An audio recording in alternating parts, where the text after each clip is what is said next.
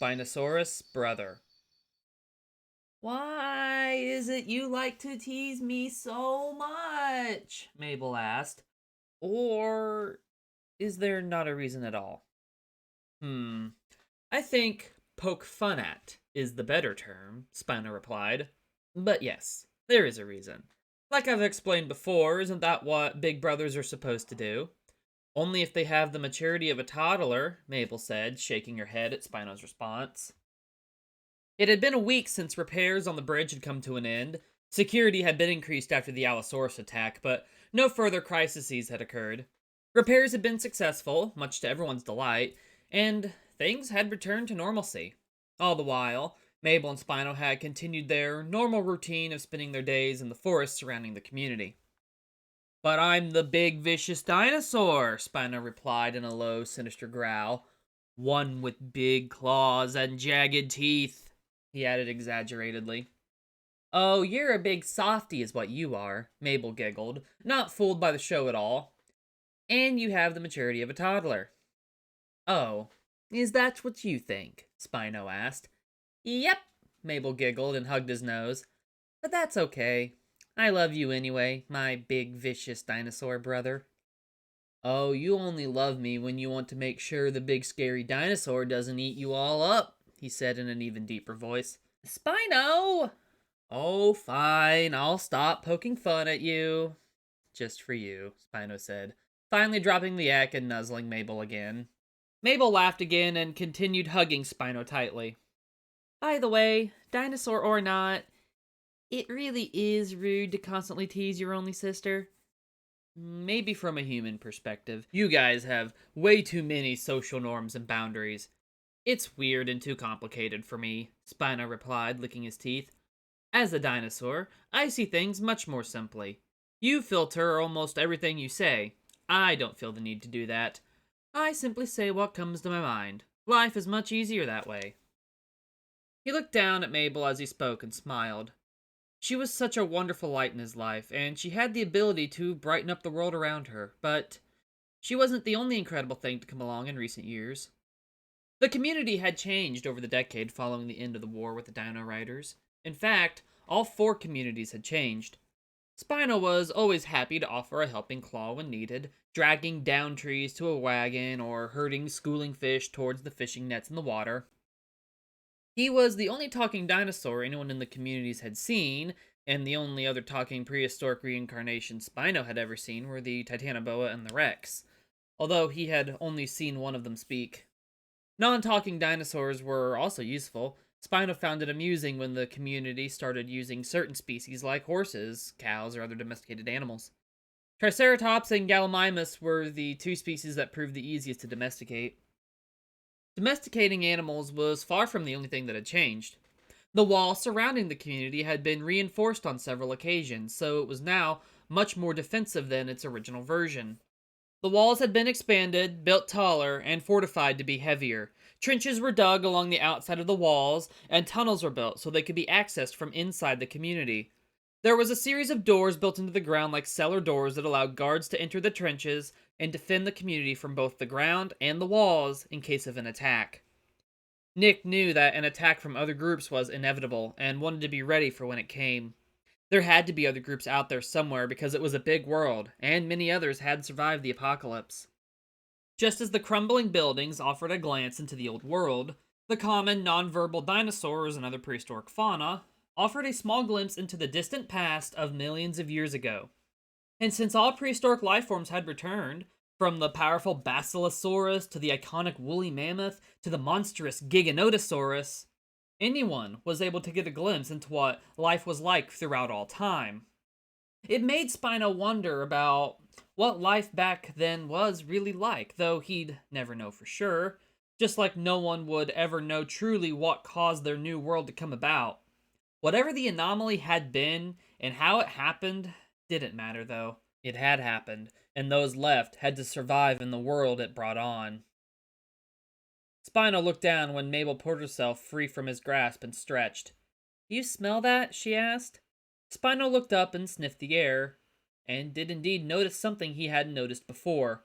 While musing about what the world was like during the time of the dinosaurs, he hadn't noticed a new smell in the air. As he sniffed the air again, Mabel sat down at the dinosaur's side and waited to see if he had caught on as well. And he did. He looked down at her and nodded. Rain. We should probably head back home, right? Mabel questioned. The sound of distant thunder made Spino nod and stand up. Yup. Nick walked out of his house and sighed. Even with the bridge repairs successfully finished, he was not relaxed. Being the leader was not all sunshine and rainbows. It was stressful and always tiring. It was something that you had to learn to cope with and not let consume your life. That was the hard part. Aside from being someone everyone looked to for guidance, he had many other duties around the community, many of which he'd volunteered for. One such duty was being the one to hold a brief worship service on what the community had decided to be the new Sunday for those in the community who were religious. He also took to educating himself over various religions and spiritual cultures so he could better serve those in the community who were from various faiths, because he learned quickly Christianity wasn't the only religion present within the walls, and he wanted to be able to be there for anyone of all backgrounds. Muslims, Jews, Buddhists, and even a few deists had all found their homes within the community, and those were just the ones Nick knew about. There were likely others who subscribed to certain faiths that hadn't told anyone outside of their private household inside the community as well. Knowing so many cultures had a place in the community was a comforting thought in Nick's eyes for a reason he didn't fully understand. I think it gives us all a better chance at bouncing back. He had written in his journal one night before he donated it to the community's then newly emerging historical society. Nick often took a voluntary shift on the wall with the guards as well, and with the many other chores that made up his day, he was busy all the time. The one thing that was nice about Mabel no longer being a toddler was that she no longer needed him or Susan to watch her all day every day.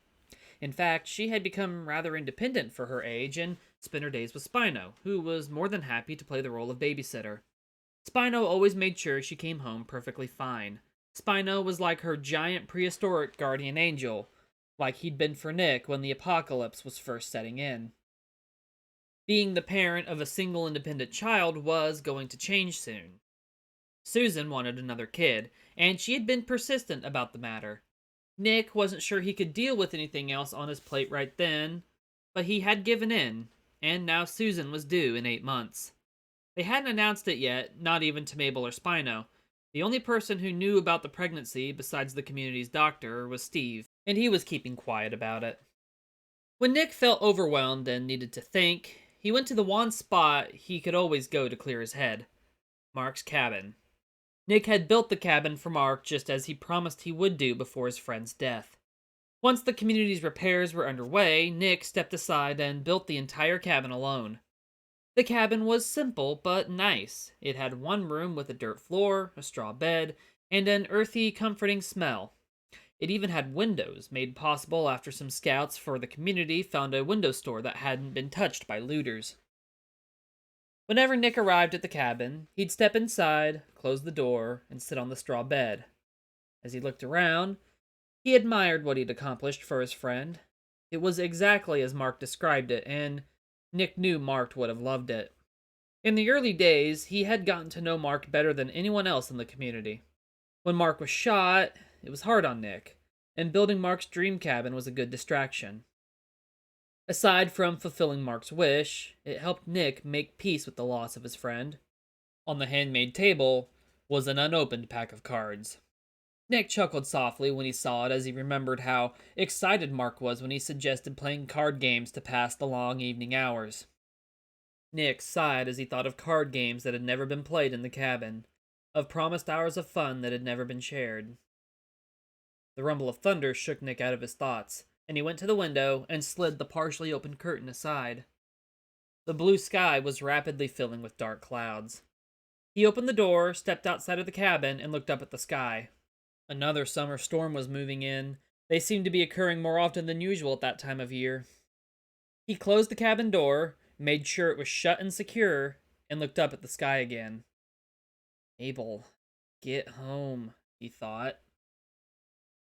She didn't get home. She and Spino were still walking back to the community when the heavy, stinging rain suddenly descended on them. Along with the downpour, the storm brought powerful gusts of howling wind with it. The rain didn't really bother Spino, he had slept in worse weather, but Mabel was a different matter. She couldn't stay in the downpour long. After a quick search for an abandoned building of any kind that could offer shelter, Spino found nothing. He decided they would stop and wait for the storm to blow over. He crouched down onto all fours, angled his body so it blocked most of the wind and water, and said to Mabel, "We're going to stay here. I don't fancy keeping you out in this weather."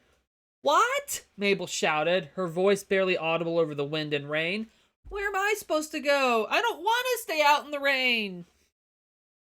Spino sighed as he heard the misery in his sister's voice, but he did have an idea. He couldn't make himself suggest it for a moment, but he licked the inside of his mouth and forced himself to speak. He faced Mabel, got close to her, and then looked her right in the eyes. "Yeah, I know." He nudged her gently, his face sympathetic, and after a moment, he became very serious. "I can get you out of the rain. Do you trust me?" Caught off guard by his tone, Mabel nodded. "Yeah," she said. Spino nodded. "Okay." "I'm in then," he replied, and opened his jaws next to her. Mabel visibly tensed. Joking around or playing was one thing, but this was another altogether. This would be practically laying oneself out on the dinner plate. After wiping her wet hair out of her eyes and looking Spino in his eyes again, Mabel slowly climbed over his teeth and sat down inside the dinosaur's narrow but large mouth. Mabel shuddered as Spino gently closed his jaws, doing it slowly as if allowing her a final chance to change her mind, forcing her to lie down on her back as they came together. Spino then laid down too, curling himself up to wait out the weather, all the while protecting Mabel the best way he could given the situation. The sight itself was not too dissimilar to how mother crocodiles carry their hatchlings, and, in the old world, it might have lent credence to the theory proposed by some that Spinosaurus did the same with their own hatchlings. "Sorry. Hopefully it lets up soon," Spino managed to say while keeping his jaws tightly clenched. He felt Mabel roll a tiny bit and touch one of his teeth. "Yeah, hopefully," she said, closing her eyes and trying not to think about being inside the jaws of a Spinosaurus. At least she knew Spino would never actually eat her, and at least he knew better than to make a joke about it at that moment. With her eyes closed, she was able to pretend that she was in a snug sleeping bag. A very wet sleeping bag. The size comparison wasn't terribly far off either. Even though Spino was oversized for his species, his jaws were still narrow enough to trigger anyone's claustrophobia. Having seen the massive jaws of a dinosaur close around her had been terrifying on a primal level, but she could push away any nervousness because it was Spino, her best friend, her loving, caring dinosaur brother, her fierce protector who always kept her safe, just as he was doing now. The surface of his tongue was coarse like sandpaper, and the muscles inside were undeniably strong. They could probably have crushed her had he coiled it around her like a snake and squeezed. But it was also soft like a less than firm mattress. She felt the rough texture of it even through her clothes and hair. The inside of Spino's mouth was black, like the rest of his body. His tongue was black, his gums were black, the flesh that made up the roof and floor of his mouth was black. Yet, despite her precarious location, never once did Mabel think that Spino would suddenly turn on her and eat her, chomp suddenly with his cage-like set of teeth, or just even tip his head back and swallow. She never once believed that would happen. He wasn't a normal dinosaur. If anything, she felt closer to him in that moment than she ever had. She felt Spino's love, how much he cared. He was the one terrified of actually having her inside his mouth instead of making a joke about it. Terrified he'd accidentally bite her. Terrified he'd scare her. Terrified his tongue would twitch, or the saliva pooling in his mouth would make him accidentally swallow on reflex. It never happened, though. She was safe from the weather, and the only real shelter he could provide her given the circumstances. He wished there was anywhere else she could be.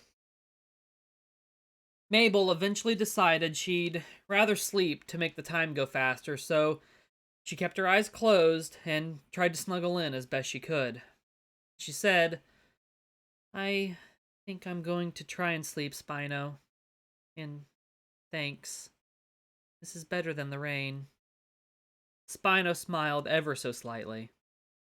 Sleep well, he said, closing his eyes too, but not sleeping. He hoped the rain would pass soon, and he could relieve Mabel of her less than desirable accommodations. The trust that she placed in him pleased him. I promise that I will never do anything that would hurt you. Ever. He silently swore, a reaffirmation of a promise he had made many times since he'd first laid eyes on his sister. Nick looked out the window of his living room. The storm raged all that day without stopping. Night had fallen, and still there were no signs of the storm relenting, or of his daughter coming home. Well, we might be fixing that bridge again, he said. He sighed a moment later and continued to look outside. Nothing was going to distract him right now, not with Mabel missing. The storm was a bad one. In the old world, he would probably be hearing tornado sirens. Nick knew Spino would do whatever it took to keep Mabel safe, but he was still worried. Susan walked over to him, obviously worried as well, and Nick softly said, "She'll be fine. Spino won't let anything happen to her." Nick tried to reassure her, hugging her close. Susan didn't speak. She just leaned against him and looked outside, hoping for a sign that their daughter was coming home. "Are you sure?" Susan eventually asked. Nick nodded. "Yes. He always protected me when it was just me and him. He'd die for her if that's what it took to keep her safe. We just have to trust that he's got her someplace safe to wait out the weather." When Mabel woke up, she found herself lying against the side of one of Spino's hands, in a manner that his finger was propped under her head like a pillow. The storm was over, and the morning sun was up high in the sky. She realized quickly they'd been outside all night and sat up. "Good morning," Spino greeted when he saw she was awake. How'd you sleep?" he asked after a moment. Mabel shrugged. I guess it wasn't too bad. Just a bit constrictive. Hopefully it doesn't happen again, though." Spino chuckled and nudged her with his nose, thankful that she seemed no worse for wear. It seemed she'd slept far more soundly than he had. "Thank you for trusting me," Spino said. Mabel smiled at him and simply nodded. "All right, come on," Spino continued, standing up. "Let's get you home. You've got to be hungry." "And thirsty," Mabel said as Spino sat her on his neck. "And in need of a change of clothes. You smell like fish," Spino added. "Hey, you're the one who eats it, not me." "I can't help it. And if I asked the dental guy in the community to freshen me up a bit, I think he'd die of fright." The trip back went quickly enough, and Mabel was eager to get back and get into some clothes that weren't soaked through with dinosaur saliva. The trip home went by without incident, and when they arrived, they met a search party that was just about to leave to look for them. Nick was leading the party, and when he saw his daughter, relief spread across his face. Spino set Mabel on the ground, and she ran to her father, who pulled her into a tight hug. "You're safe," Nick whispered, kissing Mabel on the side of the head. "We were so worried." "I'm okay, Daddy. Spino kept me safe last night," Mabel replied, hugging her father tightly as well. "Your clothes are sticky," Nick mused as they continued hugging. Mabel giggled. "I don't know why," she said, giving Spino a small smile and a wink. Spino rolled his eyes as best a dinosaur could in response. Nick noticed the silent interaction and stood up. "You run along. Your mother is worried sick." He then thought to himself, "She doesn't need the extra stress." Out loud, though, he turned to the people in the search party and said, "Okay, I guess we don't have to run all over the forest looking for them now. You can go back to what you were doing. Thank you." Light laughter followed the quip, and everyone turned and walked back through the gate. Some went to start their guard shifts, others headed to return their weapons to the community armory. As everyone headed back inside, Mabel among them, Nick looked up at Spino. "Thank you." Spino smiled. "You knew I wouldn't let anything happen to her." "I know, buddy, I know. Thank you. Truly." Two scouts from the community were running through the forest, and they were running fast. They were miles out. trying to find signs of other groups and communities. There had been recent rumors of there being other communities to the south after some wayward radio transmissions had been intercepted, new ones and people to add to the map. Now, the two who were sent out to see what they could find were running, panic-stricken, through the deep forest, being stalked by something they didn't understand. "Here!" one of the scouts yelled, and they ducked past some trees and down into a ditch with steep, muddy slopes on each side. They pressed themselves against the muddy slopes and prayed. Groaning, one pulled a dart out of his leg and suddenly began to feel sick. They hadn't seen who or what was after them, and the voices they could hear seemed to come from nowhere. "Where'd they get to?" came a voice from up in the trees. It seemed disembodied, like a ghost speaking, because there was no movement or sign of a person speaking anywhere. The forest was completely still. "I don't know. It doesn't matter. We'll find them, their group, and kill them all," a second voice said. The two scouts pressed themselves tighter against the muddy bank and kept praying. A dark turn. "You seem stressed," Spino said to Nick that night. They were lying side by side in Nick's backyard, looking up at the stars. Nick sighed and turned his head to the side to face Spino. "Yeah, I am. People complaining about this, people complaining about that. There's a problem here, there's a problem there, and I have 2 missing scouts." "I think you need to relax. I can help with that," Spino said. "What?" Nick said as Spino grabbed him. "Hey!" Spino smirked and remembered the ticklish place on Nick's side he discovered one night back when he was a baby. Spino lifted his hand and began to lightly run his large claw at the end of his finger over the spot. "Don't you dare stop, Nick said, beginning to laugh. "You know I'm ticklish there." "Exactly," Spino replied.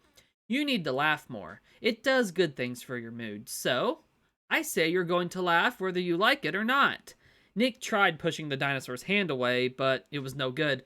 "Come on, Spino, please. I just want to relax, not be assaulted," he said, laughing. "Oh, fine. Another time then," Spino relented, allowing Nick to sit himself back up. Nick sighed and took a few deep breaths. "The big, vicious Spinosaurus," he mumbled. "More like a laughing Stockosaurus." "Would you rather I be one that wasn't special?" Spino teased, lying his head back down on the grass. "I wouldn't have you any other way," Nick replied, as the back door of his house burst open and a red-faced Susan stepped out. "Nick, inside!" she said furiously. "What's the warden want?" Spino asked. Nick elbowed the dinosaur's nose and stood up. "Stop it. This is going to be enjoyable enough without your commentary," he muttered unhappily. "I'm just trying to offer moral support, Mr. Sarcasm," Spino called as Nick opened the back door and walked inside.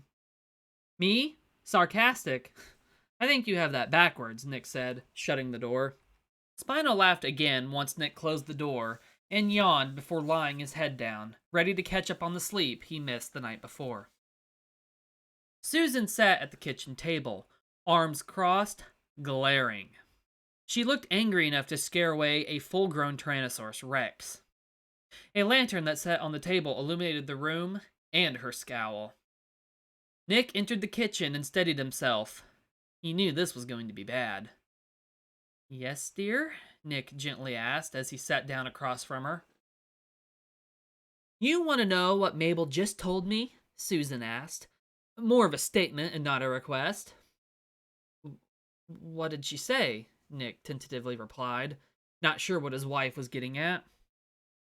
"Mabel told me where she was with your dinosaur yesterday, how he kept her safe from the weather. You want to know what that meat-eater's safe place was?" Sure," Nick shrugged. "Does it really matter? She's home and safe." "In his mouth. He kept our daughter in his mouth for the whole damn night!" Susan shouted. "Mabel says it was the Only way she could keep out of the rain. That is some bullshit if I ever heard it. That stupid carnivore had her inside his mouth for the whole night. Really? This is what you're upset about? She came home just fine. Does it really matter what his method of protection was? Nick asked. Sometimes he tended to be forgetful of the fact Susan didn't know Spino as well as he did, nor had she ever learned to fully trust him despite having known him for years. That's what you have to say? Of course it matters! She could have been eaten! He could have eaten our daughter! He's a dinosaur! He eats meat! Susan simply could not understand why Nick wasn't the slightest bit concerned, and she was beginning to shake from anger, which only increased as she saw Nick's lack of concern. Oh, I get what you mean. I really do. But listen. While I can't say hearing that has left me thrilled, I trust Spino because even though he is a carnivore, I know he would never hurt our daughter. He loves her as much as we do, and it sounds to me like he was doing his best to keep her out of the rain. Hell, some crocodiles do the same thing with their hatchlings. It was thought by some that maybe some Spinosaurus did the same thing. If it ever came down to it, I'd trust Spino the same way Mabel did, Nick said. You know, I raised Spino from an egg. I know him better than anyone else, so I think you're overreacting just a tiny bit. He said it was better to stay where they were, though he didn't exactly tell me what he meant by that. Now I get why, but would you have preferred he just made her sit in the rain? I've spent nights in the forest in that exact type of weather, and it's awful. At least she had some shelter. They were in the middle of nowhere. He told me that much this morning after getting home. It sounded like it was the safest thing for her in the moment, Nick answered, his voice rising but still calm. When she heard the yelling, mostly from Susan, start, Mabel came downstairs. Years later, Mabel would write down most of her life story, and she recorded the argument her parents had that day in full. We spare you the details of the family drama that happened next, but it concluded with Nick getting kicked out of his own house and told he could sleep outside with his favorite dinosaur.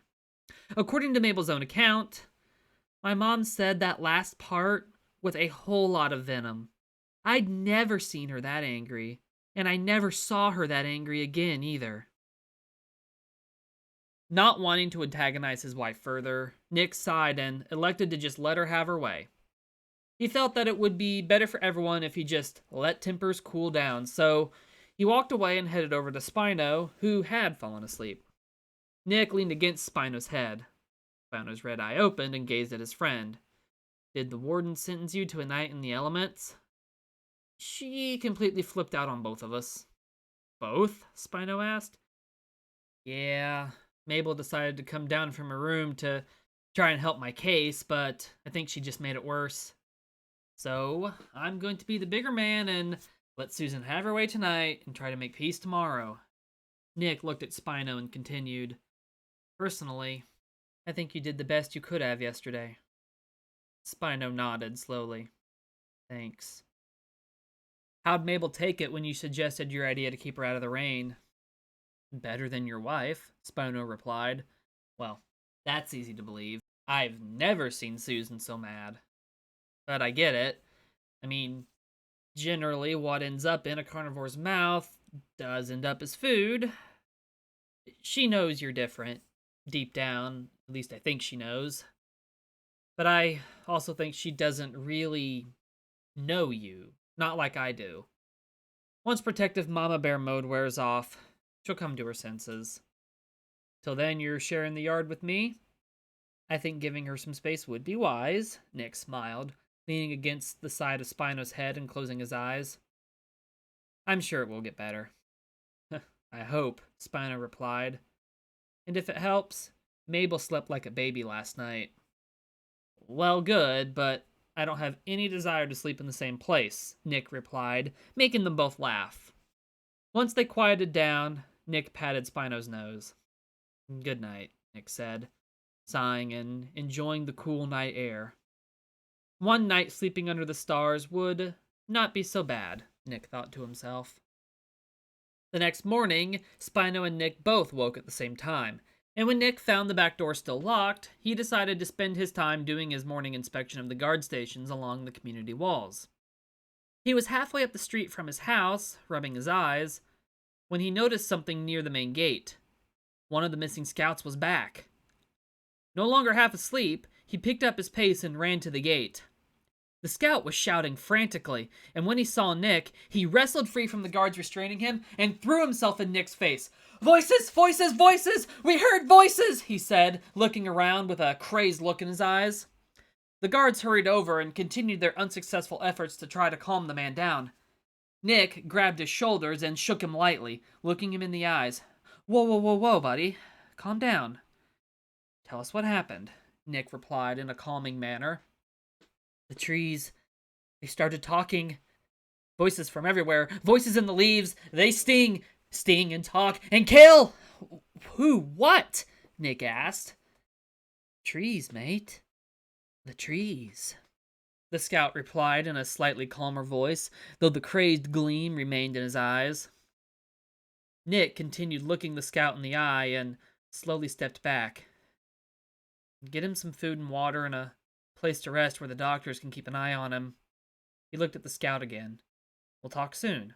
Yeah? People bringing trade goods from one of the nearby communities, Arnold's community, had disturbing news when they arrived. Hunters from their community were hearing the same phenomena about voices in the trees with no sign of anything speaking anywhere.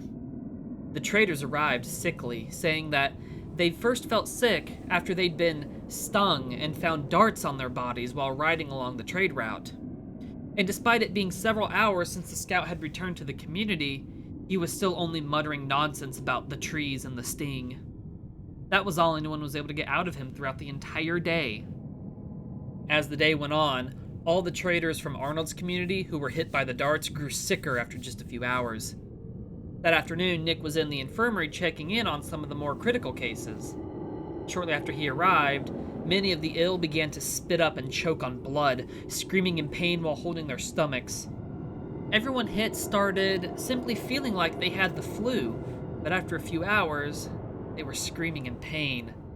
The result was that they died after vomiting up huge quantities of their own blood. As this began happening, some took more heeds of the words of the scout, and people began to fear the woods. It became clear that something more cryptic than dinosaurs was lurking about.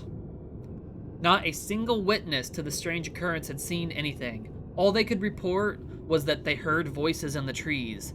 Just voices. They never heard anything else or saw who or what was speaking.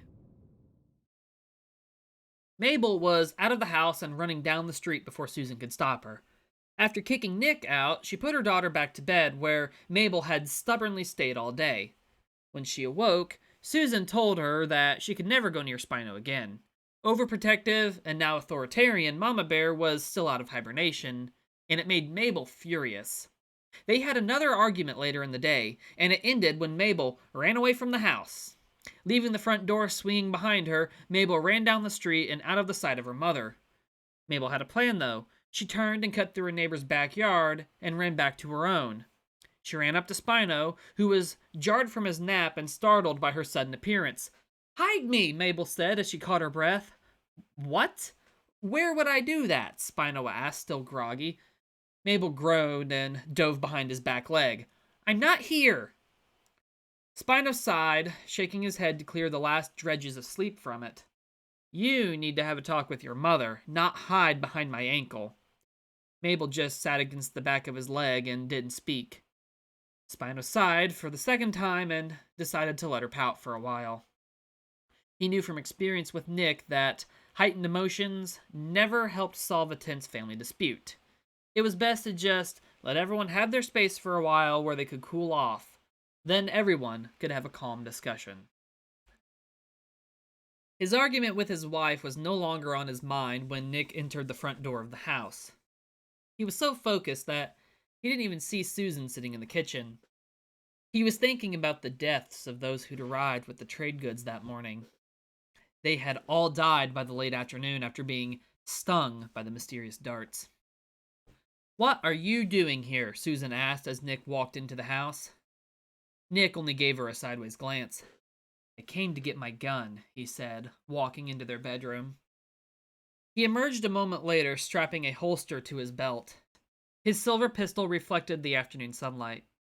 His tone made Susan pause, and once Nick had his pistol fastened to his belt, he walked towards her. The fight was over as far as he was concerned. "You need to listen," he said as he entered the kitchen. "No, Nick, I don't," Susan shot back. Nick sighed and grabbed his wife by the shoulders. He gently pressed down to keep her seated as he sat down next to her. "Listen, you can leave this house if you want, or you can stay. You can stay pissed at me for as long as you want. You can shout or scream at me. But you cannot leave the community," Nick firmly said. "Oh, and who says so?" Susan growled. "In fact, I think taking Mabel with me to one of the other towns will do some good. Get her away from you and that dinosaur." "You are not taking my daughter from me. Now, turn off the angry mama bear for 1 second and listen. You can't enter the woods." Nick's voice was rising in frustration. "Listen," he added, speaking quieter. "I say again, leave the house if you want, but you, Mabel, and our unborn baby are not going into those woods." Calmly, he explained everything that had occurred that day to Susan. After a few minutes of silence, Susan asked if they needed help in the infirmary. She was a part-time nurse for the community and often studied old medical textbooks in her downtime. Although poisons and toxins had not been a subject in which she'd spent much time studying, it certainly sounded as if there was a strong possibility that is what killed the traders. "No, everyone stung by the darts is dead. I'm guessing that's why the other scout never came back." "Where's Mabel?" Nick replied. Susan explained what had occurred earlier that day. She'd been so steamed in anger, focused on only one issue, that until that moment, she didn't grasp the possible severity of Mabel running out of the house. "Okay, don't panic," Nick said. "I'll find her. She couldn't have left the community. The only way out is through the gate. There's no way she got out with all the extra guards I put in place." He stood up and hurried to the back door, unlocking it and going outside. He had a feeling he knew where she was hiding. Like father, like daughter.